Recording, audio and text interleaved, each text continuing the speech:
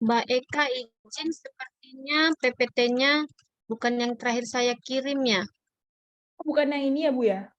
Bukan, yang terakhir saya kirim, Mbak, karena ada editan di pembahasannya. Oke, baik. Ya, tapi nggak apa-apa sih, bisa dilanjut kali ya. Nanti aja di soal kedua. Gimana? Gimana baiknya lah. Iya dah, Diulang aja. ya diulang Boleh, aja Bu ya, langsung boleh, di boleh. PPT yang terbaru, yang baru Ibu kirim tadi ya? Iya, iya. Ada sedikit saya tambah di pembahasan. Oke, baik.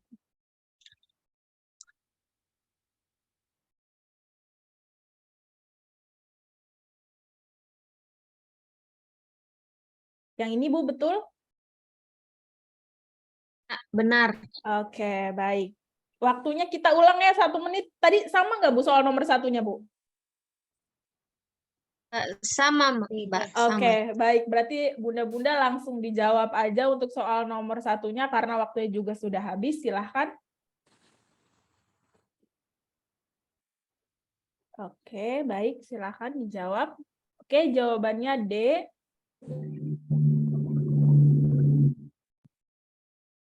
Oke, masih serempak, masih kompak nih. Bu Elsa jawabannya D.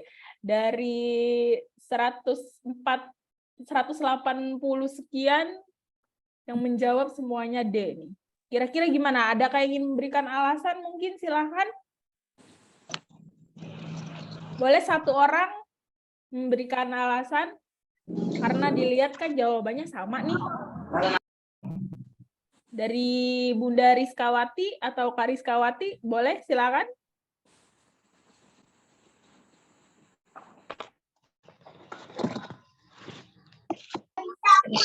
Dari Kak Ririn mungkin jika ingin.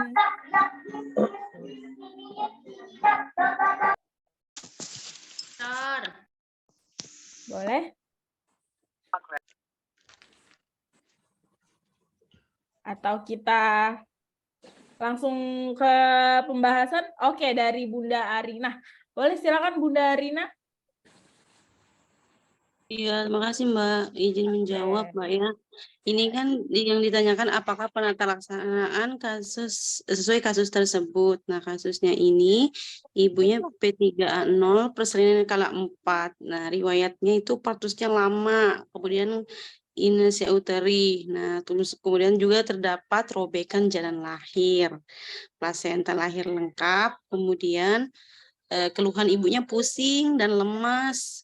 Nah, kemudian TFO-nya sepusat, kontrak uterusnya lembek. Kemudian terdapat perdarahan juga 500 mili. Nah, jawaban yang saya pilih yaitu tindakan KBI, yaitu kompresi bimanual interna. Mungkin kalau itu jawabannya. Terima kasih. Kalau salah mohon maaf. Nggak apa-apa. Baik, terima kasih Bunda Arina. Mungkin Bunda Tihama jawabannya sama kah atau ada yang berbeda nih? Ya, baik Mbak Eka, terima kasih. Mohon maaf, saya masih off cam karena belum pakai jilbab. Ya, mohon izin Ibu, saya menjawab D sama dengan Ibu Arina, hanya saja alasannya mungkin ada sedikit tambahan.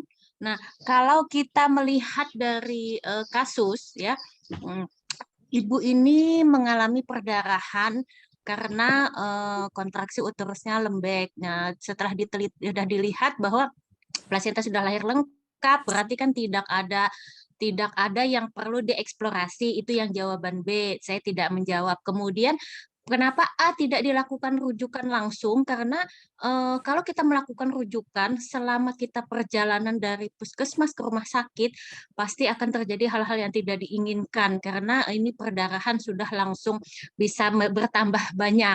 Nah, kemudian untuk pemasangan infus. Nah, kalau untuk pemasangan infus biasanya itu kalau seumpamanya kita melihat sebelum misalnya kita melakukan pertolongan, biasanya kan infus sudah selalu dipasang duluan gitu ya. Nah, kemudian untuk mengulangi injeksi oksitosin yang E, kenapa tidak saya pilih? Karena sebelumnya kan sudah diinjeksi oksitosin sudah 10 menit sudah pada saat 1 menit setelah bayi lahir kita sudah memberikan injeksi oksitosin. Nah, kemudian setelah plasenta lahir kita sudah melakukan masase selama 15 detik. Namun tidak ada perubahan di kontraksi uterus ibu dan perdarahan tidak membaik. Jadi memang kalau menurut teori kita harus melakukan kompresi bimanual interna. Mungkin itu Ibu jawabannya, terima kasih. Oke, baik. Terima kasih Bunda Tihama dan Bunda.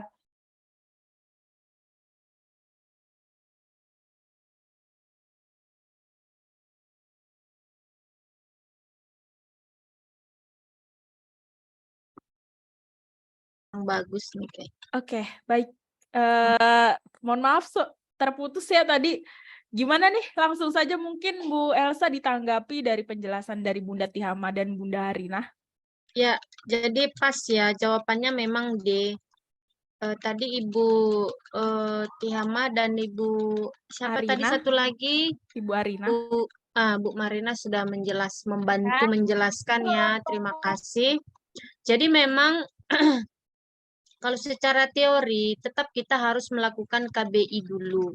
Meskipun kalau di lapangan jujur aja pasti bidannya langsung terburu-buru mengulang kembali injeksi oksitosin ya. Pasti itu yang dilakuin. Nah, karena memang masa perdarahan ini adalah hal-hal yang tidak bisa menunggu ya, tidak bisa kita tunda-tunda, penanganannya harus cepat dan tepat. Selain itu biasanya pun juga diberikan lagi metergin ya untuk menghentikan. Jadi memang yang tepat di sini adalah KBI dulu karena di teori tetap yang dilakukan pertama adalah KBI dan jika tidak berhasil maka dilanjutkan yang saya sebut tadi pengulangan injeksi oksitosin dan bahkan pemberian metergin untuk menghentikan perdarahan. Itu coba next Mbak. Untuk pembahasannya ya. Jadi atonia uteri ini memang sesuatu yang tidak bisa salah-salah ya, salah dalam bertindak ya. Tadi Ibu tadi sudah menjelaskan beberapa dari pilihan yang tidak menjadi option. Tapi di antara adik-adik mungkin ada yang masih memilih C, memasang infus, ada yang memilih mengulangi injeksi oksitosin, ya itu sebetulnya memang benar merupakan bagian dari penanganan atonia uteri. Tapi dalam hal ini yang ditanya adalah jika kita memberikan jawaban pemasangan infus itu merupakan bukan merupakan tindakan penanganan ya. Dia hanya mengganti cairan. Kita kasih infus kalau kita tidak berikan kompresi ya tetap aja dia perdarahan sama aja dong gitu. Infus jalan, perdarahan jalan ya tetap makin gawat juga kan pasiennya. Tapi infus memang tetap harus diberikan untuk mengganti cairan yang telah keluar. Tapi yang mau ditanya di sana adalah yang mau diminta apa penanganan kita untuk menghentikan perdarahannya gitu. Itu mungkin sedikit yang perlu kita luruskan ya. Ini Bu Rini raise hand ini. Coba apa yang mau kita diskusikan Bu Rini silahkan. Baik, silakan Bu Baik Rini. Ibu, mohon izin. Ya, terima kasih. Kembali ke pertanyaan Ibu, ke slide pertanyaan. Ini kan penata laksanaan sesuai kasus tersebut. Sedangkan saya itu tadi milihnya memang pemasangan infus. Kenapa? Karena penata laksanaan awal dari kasus-kasus seperti ini itu adalah pemasangan infus baru kita KBI begitu. Kenapa harus infus duluan begitu? Karena kalau KBI-nya KBI-nya tidak berhasil, infus ketika sudah terpasang, maka kita bisa masukkan uterotonika begitu. Sambil melakukan KBE begitu Ibu. Pemasangan infus tetap menjadi penata laksanaan yang pertama begitu. Kenapa harus pemasangan infus? Karena Bu siapa yang sebelum ini yang menjawab itu infus terpasang sebelum tindakan. Belum tentu. Kalau persalinannya normal, kita tidak akan pasang infus begitu. Infus itu dipasang kalau ada kendala atau kondisi tertentu pada ibu. Tidak semua pada ibu bersalin dipasang infus begitu, Ibu. Jadi kalau penata laksanaan disusun dari awal penanganan yang dilakukan duluan itu adalah pemasangan infus, baru kompresi bimanual interna. Setelah itu, kenapa pemasangan infus bukan hanya sebagai pengganti cairan saja, tapi takut ada tindakan yang akan dilakukan begitu, Ibu. Mungkin seperti itu. Terima kasih. Oke, Ya, baik. nanti coba kita lihat dulu referensinya nanti bisa saya lihat lagi. Ya, mohon izin Ibu Ya, untuk supaya referensinya iya, iya. iya, untuk referensinya ini saya sampai buka buku. Kemarin saya baru pelatihan PPG Don dan seperti itu. Ini ada referensinya, mungkin sebagai acuan begitu. Saya jadi bingung Iya. ini, Bu.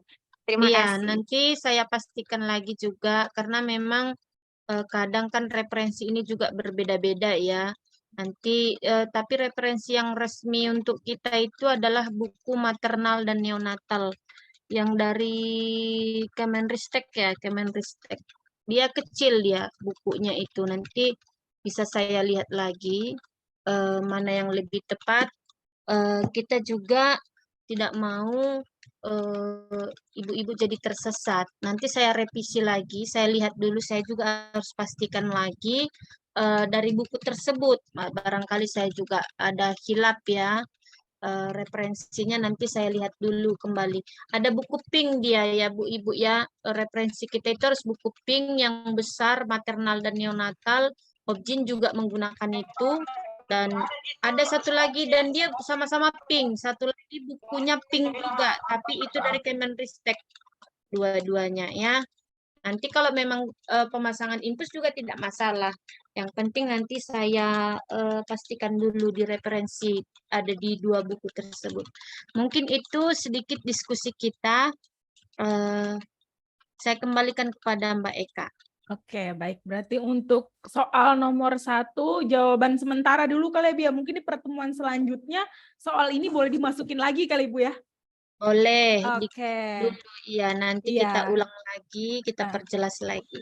Oke, mungkin saya mewakili bunda-bunda dan teman-teman semua minta soal ini dimasukin lagi mungkin dengan jawaban yang sudah dicari Fix, gitu ya. referensinya.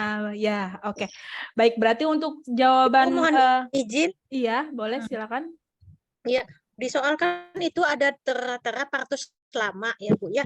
Jadi kalau seumpamanya dia mengalami partus lama kan berarti kan kita berinisiatif berarti ini ada apa-apa. Kemungkinan bayinya bisa saja terjadi hal-hal dan kemudian ibunya bisa saja terjadi perdarahan. Jadi kan otomatis kita pasti menyiapkan infus dulu untuk ibunya. Gitu lah Bu. Mungkin terima kasih. Nah, setelah ibunya sudah terinfus dan terpasang, kalau seumpamanya terjadi hal-hal yang tidak diinginkan seperti perdarahan, kan kita bisa melakukan tindakan lain-lain gitu karena melalui memang infus boleh gitu. kasusnya juga ibunya sudah mengalami inersia uteri ya. Jadi memang case-nya itu juga sudah bermasalah. Inersia uteri itu kan ada lagi primer dan sekunder ya. Jadi inersia uterinya ini dia tidak dijelaskan apakah primer atau sekunder. Kalau primer itu sejak awal dia tidak berkontraksi dengan baik. Kalau sekunder itu dia awalnya bagus, tiba-tiba menghilang. Itu dia. Jadi memang dari awal ibu ini sudah mengalami inersia uteri. Jadi dalam soal ini sih hanya tidak disebutkan bahwa infus sudah terpasang gitu ya. Tidak disebutkan infus sudah terpasang, mungkin nanti saya revisi lagi. Saya tentukan dulu referensinya apa yang tepat. Kalau memang dia nanti pemasangan infus di sana, berarti kita rubah kuncinya. Tapi kalaupun tidak, berarti soalnya yang harus direvisi, tambahkan pemasangan infus. Dalam hal ini infus sudah terpasang. Mungkin seperti itu solusinya yang akan saya lakukan gitu. Oke, baik. Ibu mohon izin Bu Elsa, Karena Ya. memang ada beberapa soal dari pengalaman bimbel-bimbel kemarin. Kan kalau untuk Hmm. di soal kita harus meneliti soal dan kata kunci. Jadi memang Iya. soal tidak harus sangat jelas. Iya. Jadi inilah gunanya kita memahami dan Memahami. dibimbing di sini gitu, Bu. Mungkin itu Iya. menurut saya, Bu. Terima kasih. Iya, saya juga sependapat. Kita sebetulnya sudah sependapat, hanya Ibu Rini tadi memberikan argumennya juga harus kita hargai, nanti bisa kita lihat lagi ya Bu Rini. Jadi kita tetap menampung segala Ya, masukan-masukan Ibu. yang bisa membuat menjadi lebih baik gitu. Ya. Oke. Baik, Ya. mungkin ada tanggapan lanjut, dari Bu Ibu. Rini. Iya, tanggapan saya sebenarnya tidak apa-apa kalau di soalnya itu jelas begitu ya. Sekalipun inersia uteri, di sini di opsinya masih ada pemasangan infus. Nah, langkah penanganan apa? Jadi yang ada di opsi, seandainya sudah ada di opsinya, tetap KBI. Tapi karena masih ada opsi pertanyaan pemasangan infus, itu adalah langkah awal. Gitu. Terima kasih. Oke, baik Bu Rini. Terima kasih Oke. masukannya.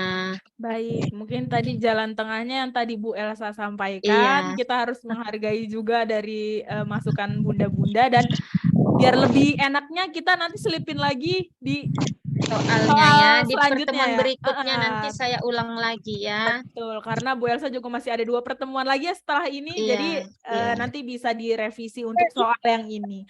Oke, berarti selanjutnya kita ada pertanyaan lagi sebelum kita lanjut ke soal nomor 2, bunda-bunda? Hmm. Kita lanjut ya, atau Mas? Oke, lanjut. Baik, kita lanjut ke soal nomor 2. Waktunya 1 menit, dimulai dari sekarang.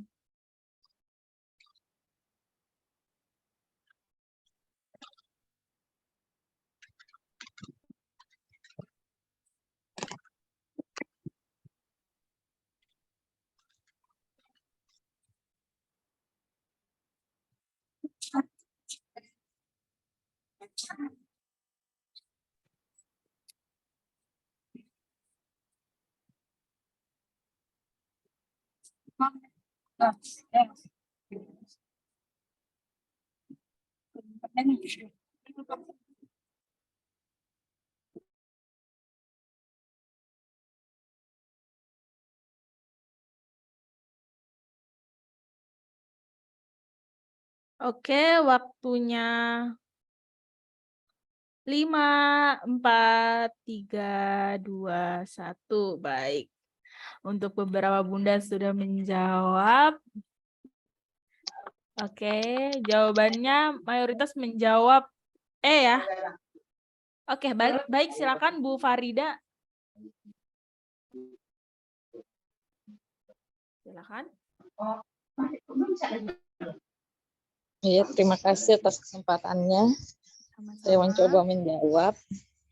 Di sini dari pertanyaan apakah diagnosa paling mungkin sesuai kasus. Di soal ini seorang perempuan 25 tahun, G2 P1A0 dengan usia kehamilan 35, datang ke PMB, keluar cairan berwarna jernih 30 menit yang lalu. TTV bagus, normal. TFU 32 cm, punggung kiri, pembukaan 9 berwarna, ketuban berwarna jernih, penurunan kepala hot 2. Ubun-ubun kecil depan teraba bagian, jadi kata kuncinya ini teraba bagian denyut di bagian terendah janin. Jadi saya memilih saya memilih E karena tali pusat menumbung. Kalau dia tadi ketubannya belum pecah, diagnosanya tali pusat terkemuka. Mungkin itu aja. Terima kasih Mbak Ika. Oke, baik. Terima kasih Bunda Farida. Yang di chat juga sama nih, dari menjawab juga dengan alasan yang sama seperti Bunda Farida. Mungkin cukup ya, atau ada lagi yang ingin memberikan alasan? Kita lanjut ke Bu Elsa. Boleh, silakan Ibu. Ya, benar ya. Jadi jawabannya memang tadi sudah diberitahu juga oleh Ibu apa tadi? Saya gampang lupa orangnya. Bunda Farida. Iya, Bu Farida ya. Jadi tali pusat menumbung itu memang ketuban sudah pecah dan tali pusat sudah berada di bawah bagian janin ya. Keadaan tersebut membuat tali pusat dapat bergesekan antara bagian terendah janin dan dinding panggul yang akhirnya bisa menimbulkan asfiksia pada janin karena oksigen yang disalurkan berkurang gitu ya. Jadi bahaya terbesar untuk presentase kepala ini adalah setiap saat tali pusat dapat menjepit antara bagian terendah janin dengan jalan lahir sehingga bisa menyebabkan oksigenasi pada janin terganggu gitu. Kenapa tidak prematur? Karena prematur itu kan kelahiran kurang bulannya atau belum cukup umur di bawah 37 minggu. Kenapa tidak? Oh, ini ada yang raise hand. Silahkan, Bu Tihama. Ya, baik. Silahkan, Bu. Apa yang mau disampaikan, Bu? Ya, baik Ibu. Mohon izin. Kenapa tadi saya pilihannya adalah B ya Bu ya. Iya. Tadi tuh jawab B, Apa KPD ya Bu ya. Kenapa saya tidak memilih tali pusat menumbung? Karena di sini pembukaan masih 9 cm dan tali pusat tidak keluar dari serviks.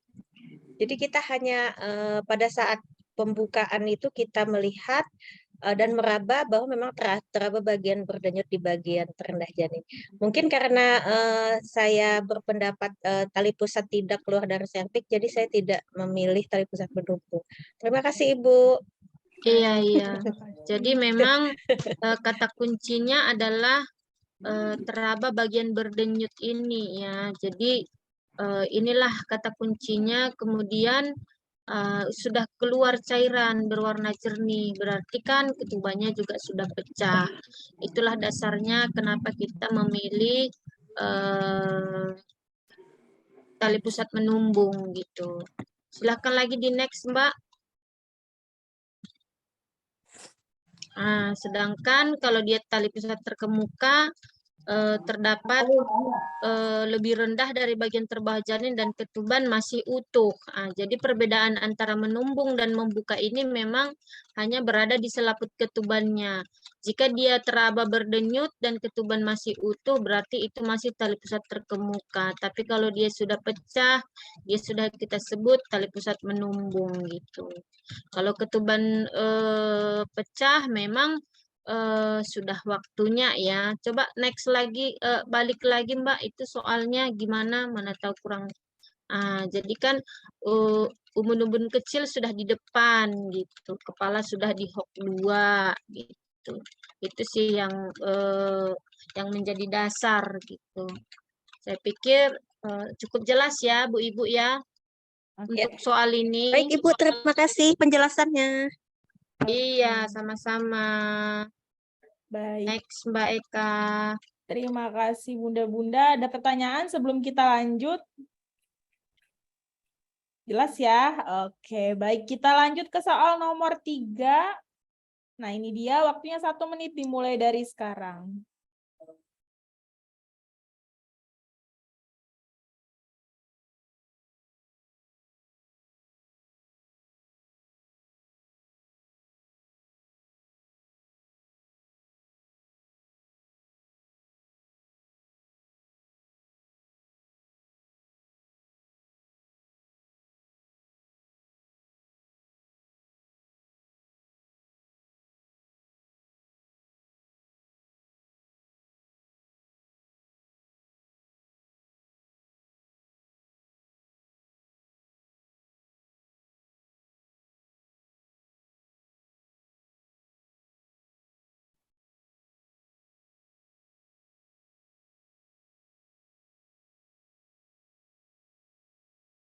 Oke, baik. Waktunya sebentar lagi.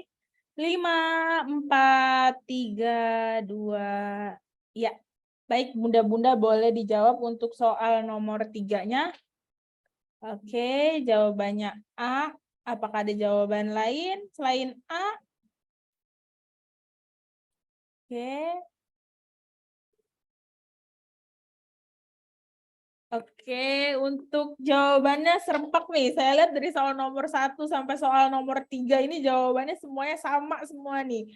satu jawaban semua. Mungkin ada beberapa yang berbeda, nggak apa-apa. Ada yang ingin memberikan alasan? Silahkan, Bunda. Oke, baik. Silahkan dari Bunda Tihama. Ya, baik, izin Ibu Elsa. Saya menjawab A, yaitu materi konseling yang tepat sesuai dengan kasus di atas. Kalau kasusnya dilihat, Ibu usia 21 tahun, G1, hamil 36 minggu.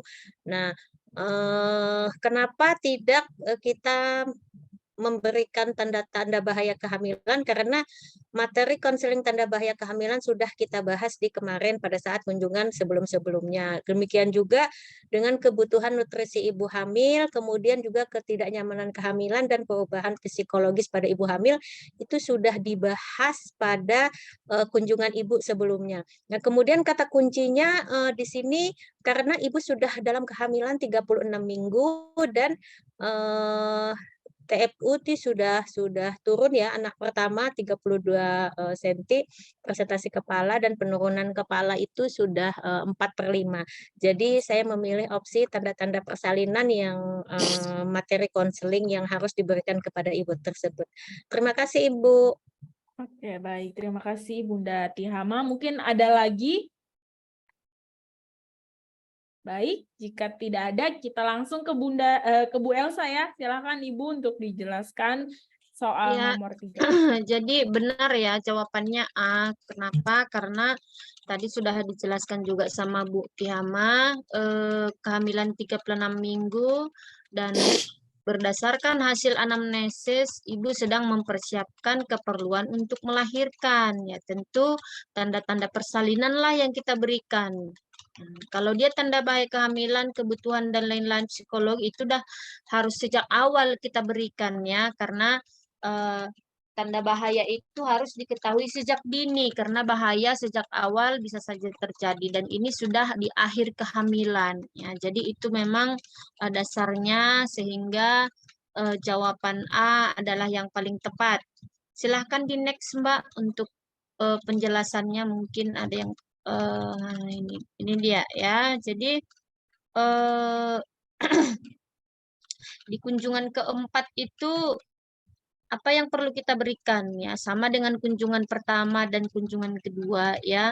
Apalagi palpasi abdomen, mengenali apakah ada kelainan-kelainan ya, menetapkan persalinan dan mengenali tanda-tanda persalinan. Itulah dasarnya kenapa tadi jawabannya adalah A, di mana di kunjungan yang keempat itu memang yang harus kita berikan adalah tanda-tanda persalinan supaya jangan sampai ibunya melahirkan di mana-mana gitu, bukan di tempat yang steril, melahirkan pergi-pergi jauh-jauh, bisa melahirkan di tempat yang tidak nyaman lah ya.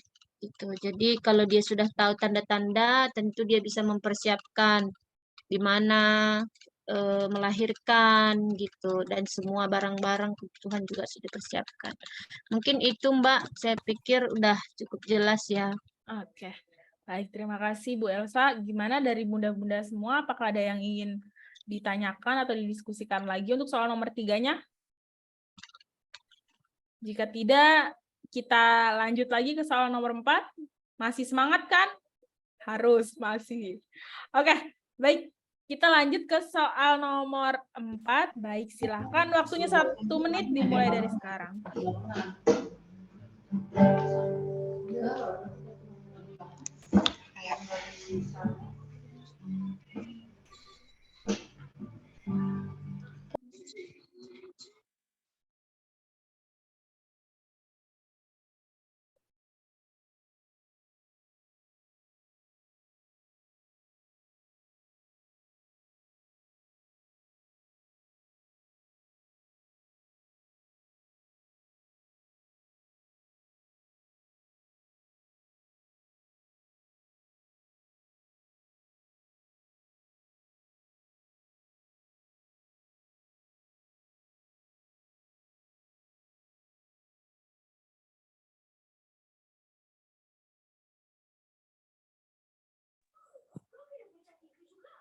Oke, baik. Waktunya 5, 4, 3, 2.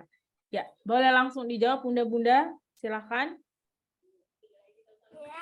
Oke, ada yang menjawab E, tapi kebanyakan menjawab D. Kira-kira gimana? Saya mau dua orang, dua alasan dari yang E dan yang D, boleh? Silakan. Siapa yang ingin mencoba memberikan alasan? Boleh, mungkin dari Bunda Rini, Bunda Tihama, Bunda Nur Hasanah, boleh silakan. Bunda Arinda juga nggak apa-apa. Silahkan, siapa yang ingin memberikan alasan? Ada 3 jawaban, ada A, D, dan E nih. Bagaimana? Bunda Rosidah juga boleh, silahkan. Siapa yang ingin memberikan alasan untuk soal nomor 4? Silahkan.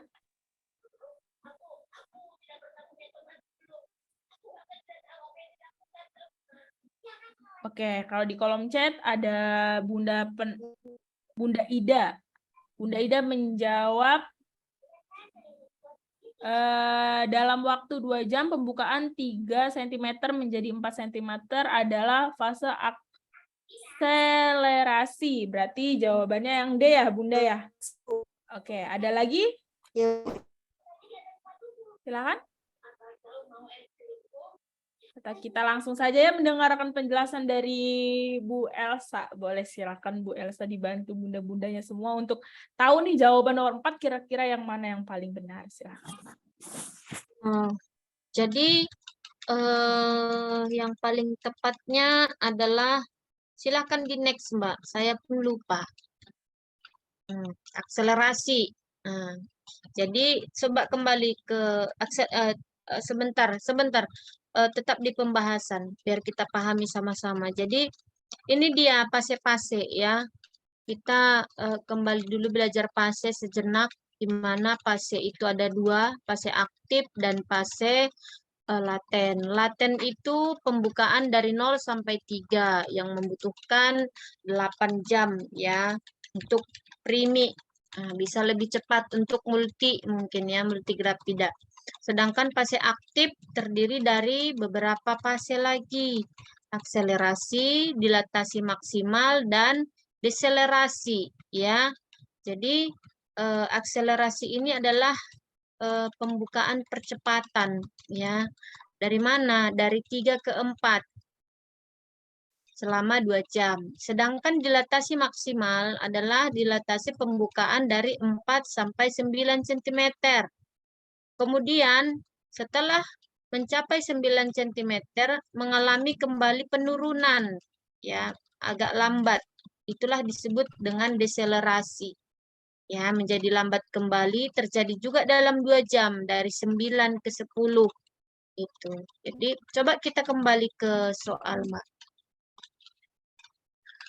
Jadi di sini kan jelas ditanya ya bahwa seorang perempuan 25 tahun grafida pertama 39 minggu. Infartu kala 1.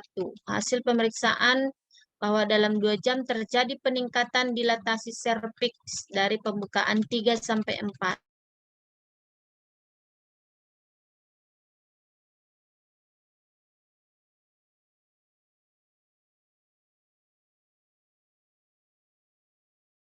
Hafalan singkat ya, tidak susah, hanya perlu dihafal. Saya pikir sudah jelas ya, atau ada lagi yang mau kita diskusikan, silahkan Mbak. Boleh, silahkan mungkin dari bunda-bunda dan teman-teman semua kira-kira yang ingin memberikan alasan untuk soal nomor 4 apa? Siapa? Boleh lanjut katanya, berarti Ada lanjut pembahasannya jelas. Oke. Baik, kita lanjut ke soal nomor 5. Silahkan, waktunya masih 1 menit, dimulai dari sekarang.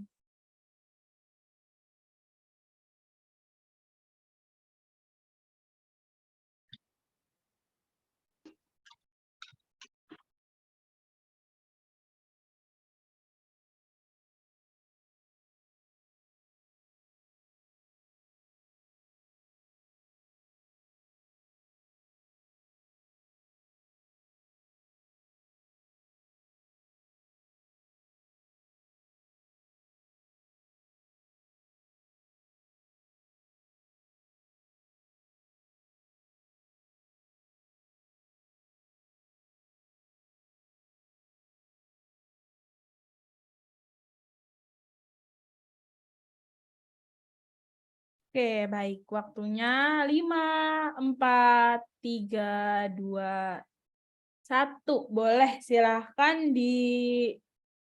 dijawab Bunda-Bunda untuk soal nomor 5-nya. Kira-kira option mana nih yang paling tepat untuk soal nomor 5 yang paling benar? Melahirkan bahu depan, Bu. Baik, dari Bunda siapa tadi yang menjawab? Boleh, silahkan.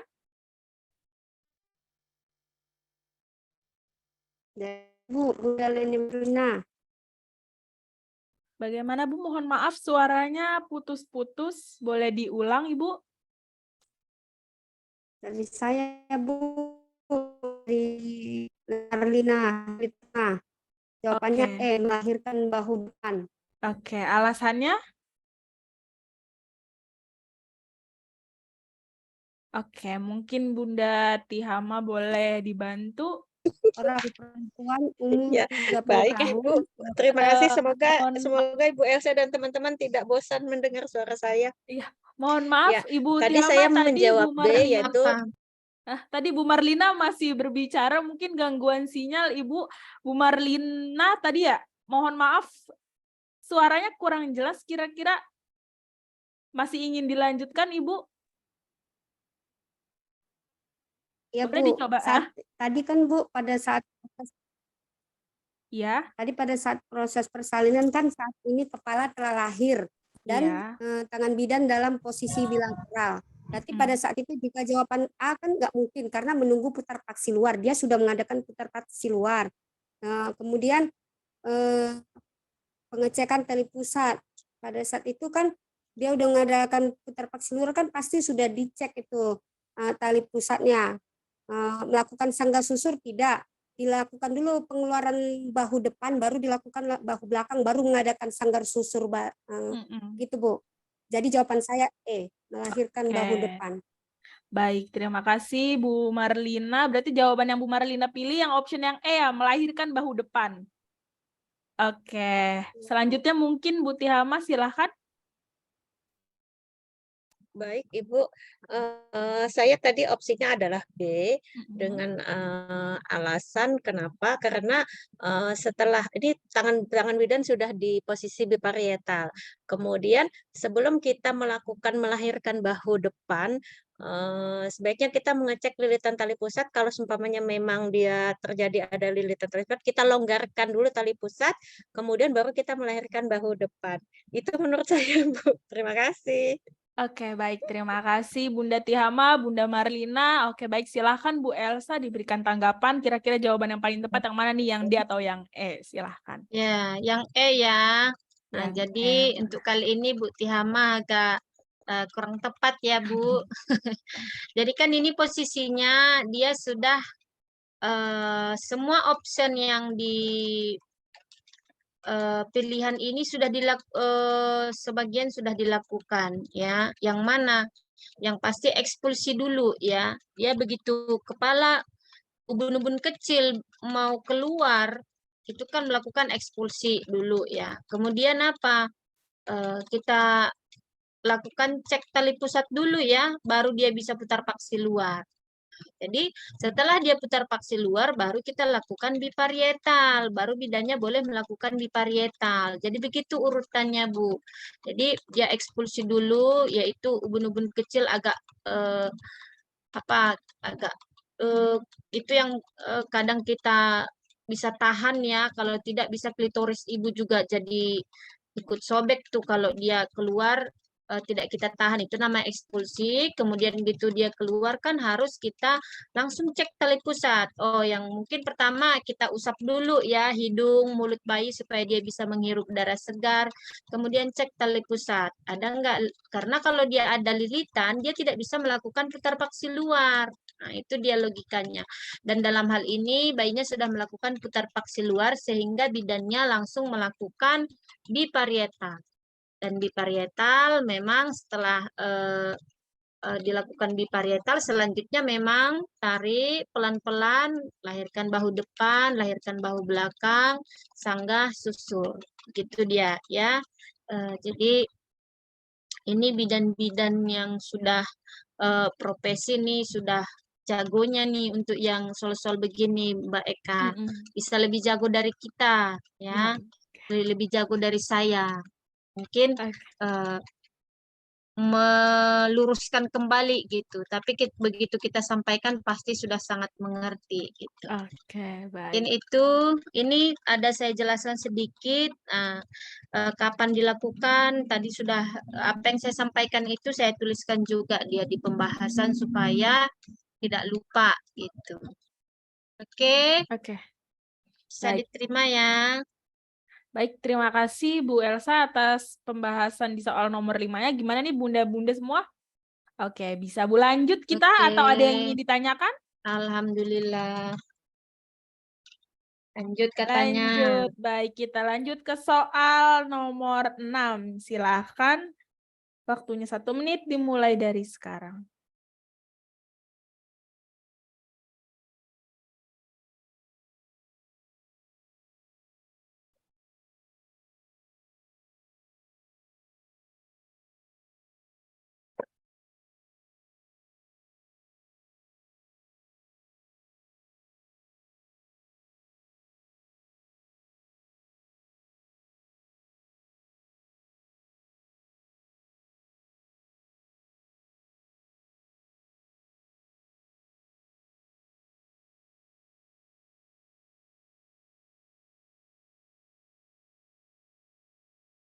Jawabnya B, Bu.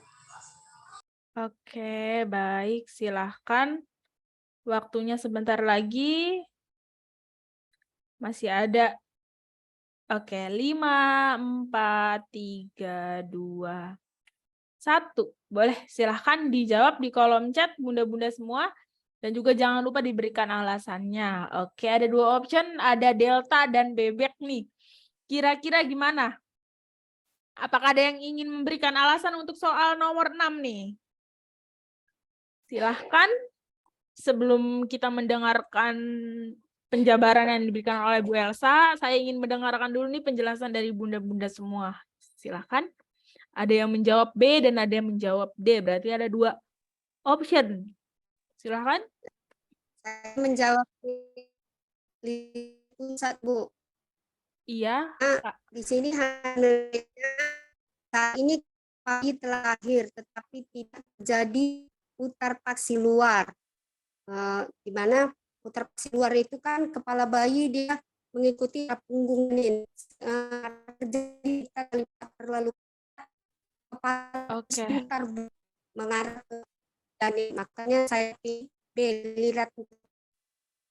Oke, Ibu mohon maaf suaranya putus-putus, boleh mungkin dijelaskan di kolom chat, Ibu? Karena suaranya putus-putus, apa di saya saja, apa di bunda-bunda juga ya? Sama masih putus-putus Sama, juga. Bu, putus, Bu. Oh iya, boleh berarti dari kolom chat aja ya, Bunda Marlina. Oke, kalau di kolom chat nih ada juga Bunda Weti menjawab D. Biasanya kalau bayi besar tidak terjadi putaran paksi luar. Oke. Ada yang ingin memberikan alasan? Mungkin silahkan. Jika tidak, kita langsung ke Bu Elsa nih. Untuk membantu kira-kira jawaban yang paling tepat, yang B atau yang D. Silahkan mungkin Bu Elsa. Kondisinya ibunya sudah lelah ya. Kondisinya ibu dalam kala 2, 15 menit yang lalu telah dipimpin meneran dan sudah lelah. Itu artinya belum ada dikatakan kepala sudah keluar. Ya. Kepala lahir tapi dia tidak bisa melakukan putar paksi luar. Jadi jawabannya di sini adalah D, distosia bahu. Bisa di next, Mbak. Jadi kenapa distosia bahu? Karena keadaan di mana setelah kepala dilahirkan, bahu anterior tidak dapat lewat di bawah simfisis pubis. Itu logikanya. Jadi penyebab tidak bisa putar paksi luar itu memang ada beberapa ya, salah satunya adalah lilitan tali pusat dan selainnya itu juga terjadi distosia bahu gitu. Gejalanya apa? Ini dia, kepala bayi sudah lahir tetapi bahu tertahan dan tidak dapat lahir. Bisa juga kepala bayi sudah lahir tetapi tidak terjadi putaran paksi luar. Kepala bayi bisa lahir tetap melekat erat, kepala bayi tetap melekat erat di pulpa atau bahkan bisa tertarik kembali ke dalam. Atau bisa juga menyebabkan kala dua memanjang. Gimana ibu-ibu? Bisa diterima nggak pembahasan kita? Bahwa penyebab dari kepala tidak melakukan putar paksi luar itu adalah karena dia distosia bahu. Oke, Bukan baik. karena lilitan tali pusat. Memang lilitan tali pusat juga bisa menyebabkan bayi tidak melakukan putar paksi luar jika lilitannya terlalu ketat. Gitu. Oke, baik. Terima kasih Bu Elsa. Paham? Oke, paham katanya bisa diterima, Bu. Oke, Terima kasih. baik. Terima kasih juga buat bunda-bunda semua yang sudah merespon. Kira-kira gimana, ada yang ingin memberikan pertanyaan? Mungkin ada yang belum jelas atau kita lanjut ke soal terakhir nih, soal nomor 7. Lanjut. Oke, baik. Kita lanjut ke soal nomor 7. Silahkan, waktunya 1 menit dimulai dari sekarang.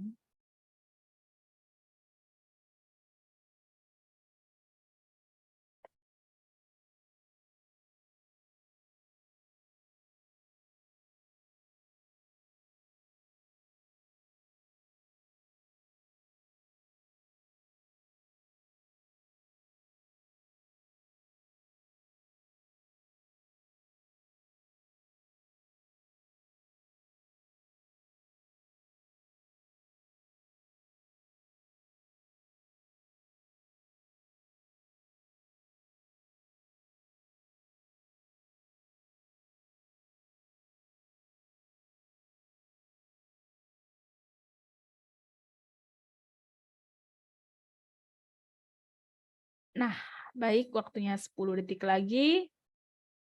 Oke, saya izin hitung mundur. 5, 4, 3, 2, 1. Baik, silahkan dijawab untuk soal nomor 7. Kira-kira yang paling tepat yang mana dan boleh diberikan alasannya. Oke, untuk soal nomor 7 jawabannya serempak dijawabnya D semua. Kira-kira gimana? Ada yang ingin memberikan alasan? Silakan.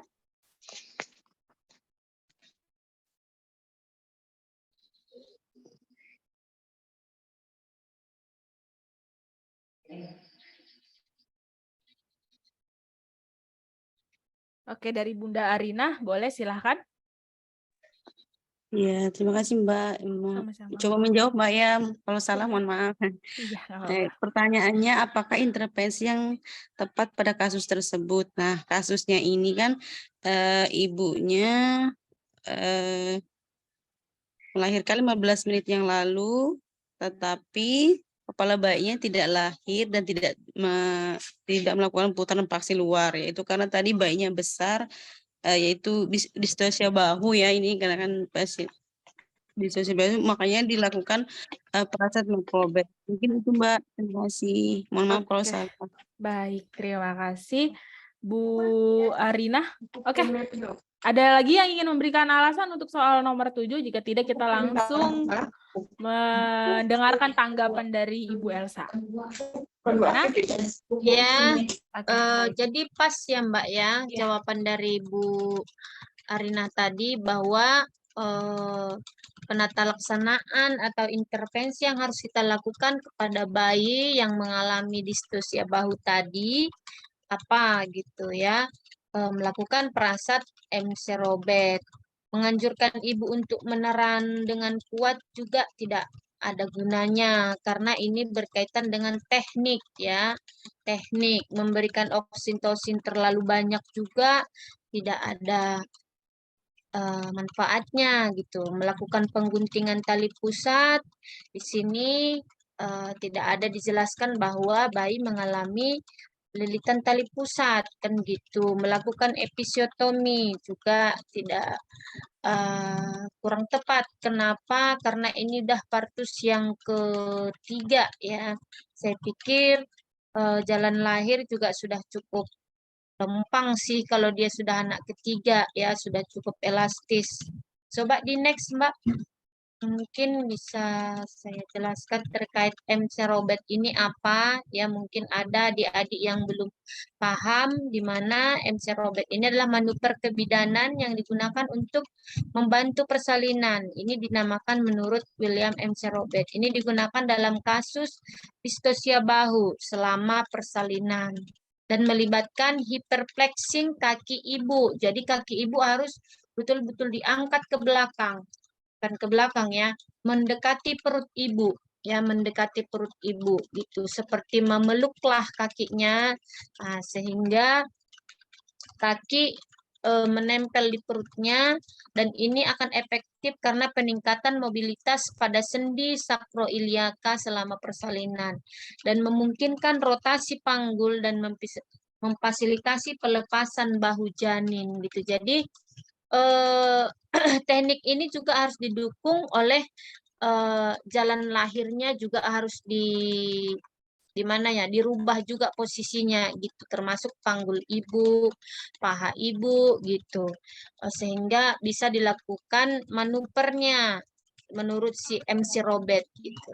Jadi jika manuver ini tidak berhasil, maka kita membutuhkan asisten untuk melakukan pendorongan ke arah bawah ya, ke arah suprapubik ya. Jadi pedoman saat ini sangat menganjurkan untuk tidak menarik kepala bayi. Nah, jangan sampai kita menarik kepala bayi ditarik terlalu keras nanti bisa putus karena dapat menyebabkan cedera ya. Bisa cedera lah, brachialis, di mana tulang-tulang bayi semua masih tulang rawan ya, tulang rawan, hanya kepala yang keras. Semua masih tulang rawan. Jadi memang butuh teknik, tidak perlu tenaga, tapi yang diperlukan adalah teknik. Makanya kita menganjurkan perasat MC Robert, di mana ada teknik-teknik. Kalau bagaimana caranya mungkin tidak tepat juga kalau di Zoom ya, mungkin ibu-ibu bisa melihat YouTube-nya ya, bagaimana sih melakukan MC Robert gitu. Sekilas dia ya seperti ini, kaki ibu kita tarik hiperpleksi dengan memeluk kakinya atau kaki menempel di perutnya sehingga panggulnya mengalami perubahan posisi sehingga meningkatkan mobilitas pada sendi-sendi sakroiliaka yang berhubungan dengan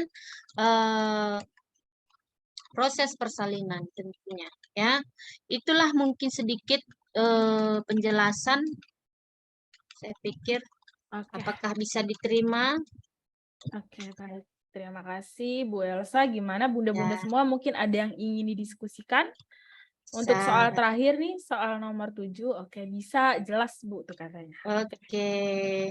Oke. Udah hebat-hebat sepertinya ibu-ibu ini semua, Mbak Eka. Sudah siap Tinggal ikut kom ya? meyakinkan kehebatannya aja ini. Oh, benar nggak menurut saya? Benar nggak? Sepertinya Iya. ini sudah kompeten ini menurut saya ya. Betul, betul. Soalnya Ibu. apapun saya kasih soal udah bisa gitu. Iya. Berarti mantap.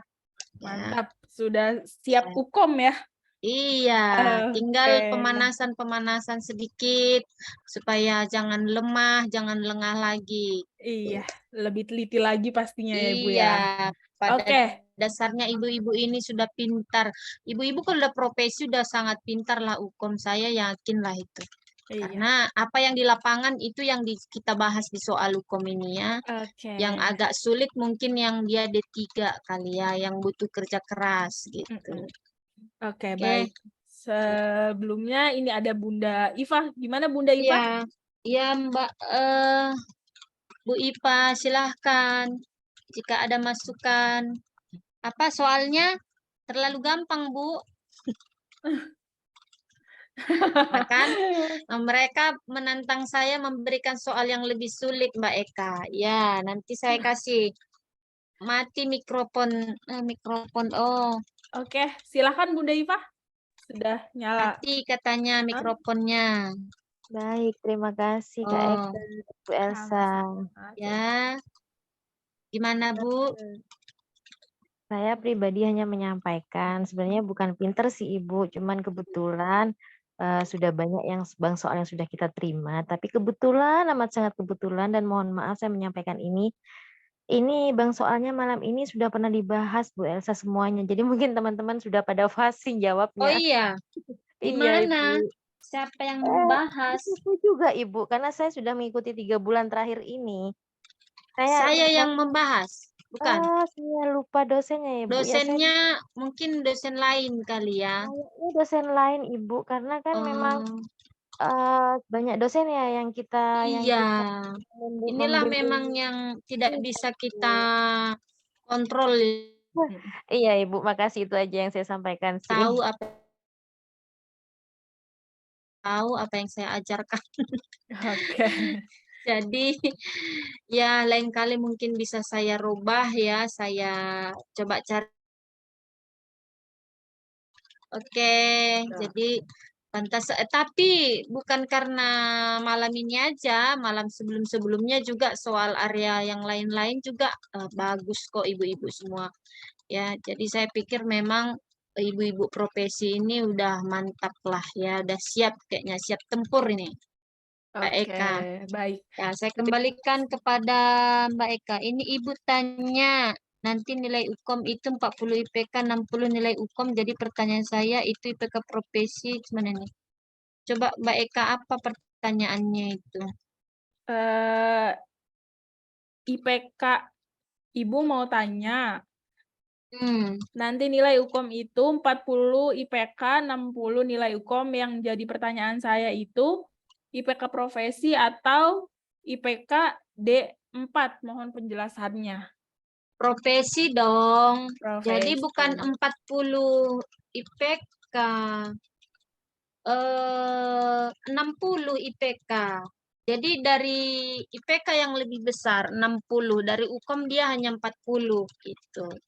Makanya sedikit lebih mudah sih, seharusnya lebih mudah UKOM yang sekarang daripada yang 2-3 tahun yang lalu atau 5 tahun yang lalu ya, yang dia memang murni kelulusan itu dari nilai menjawab soal uji kompetensi. Ini sudah diberi kemudahan 60% dari nilai IPK.